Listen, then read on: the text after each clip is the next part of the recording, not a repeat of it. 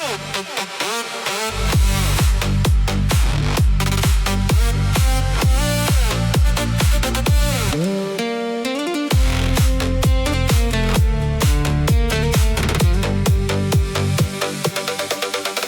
ยดមួយជុំហ៊ានមិនបានឲ្យបាយកលយ៉ានមកដេកទៅបើចិត្តនេះនៅដែលនឹកដល់ស្រីដៃទាំងគូបងអពិសីបដិញពេលនេះថ្លៃឲ្យអ្នកថ្មីអបជំនួសបងអូនថាមិនចេះខូចចិត្តអូនថាមិនចេះសោកសៅចុះមិនដេចពេលអីលើ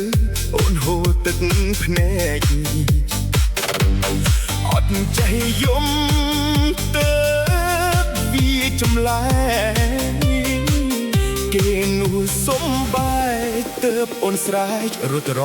កបងជួយ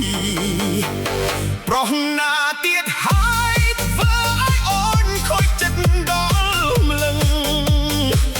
ប្រាប់បងឲ្យដឹងព្រលឹងកុំលាក់បាំងអីគេល្អប៉ុណ្ណា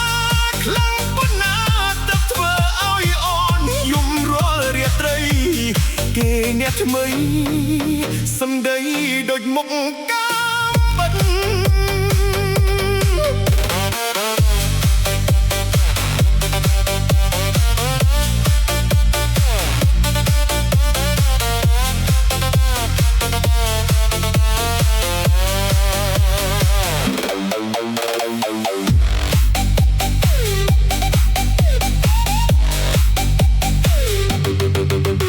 អូនថាមិនចេះខូចចិត្តអូនថាមិនចេះសោកសៅចុះមិនដេចពេលអីលើអូនហូរទឹកភ្នែកអត់ចេះយំទៅវាចម្លែកគេនោះសំបែកទើបអូនស្រែករត់រកបងជួយ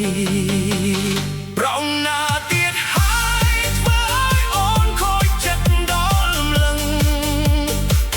ប្រាប់បងឲ្យដឹងប្រលឹងកុំលាក់បាំងអីគេល្អប៉ុណ្ណាខ្លាំងប៉ុណ្ណាទៅធ្វើឲ្យអូនយំរាល់រាត្រីគេអ្នកថ្មីសម្ដីដូចមកកាបិតប្រង